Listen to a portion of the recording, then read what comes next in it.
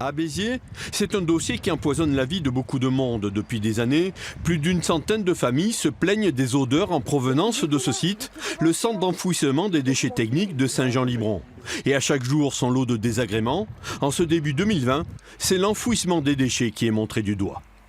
S'il y a tant d'oiseaux au-dessus de la décharge aujourd'hui, c'est parce que ce qui a été entreposé ces jours-ci, et je dis bien ces jours-ci parce que c'est pas ce qui est enfoui qu'ils viennent chercher, ce sont bien des déchets putrescibles. Donc, et ça, c'est interdit. Et ça, c'est formellement interdit. Il y a des textes de loi, il y a des arrêtés qui ont été donnés par le préfet en 2019. Rien n'est respecté.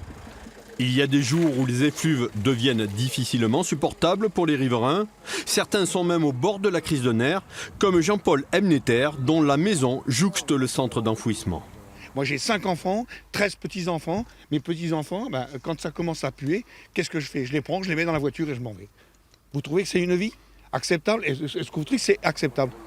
Ici, la tension est palpable, mais les riverains se sont organisés. Ils ont interpellé l'agglomération de Béziers, le sous-préfet, en pure perte.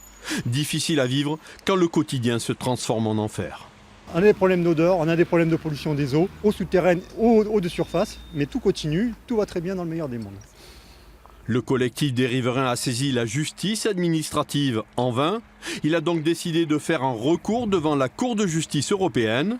Du côté de l'agglomération de Béziers, contacté à de multiples reprises, c'est silence radio. Mais on devrait reparler de ce dossier dans les prochaines semaines.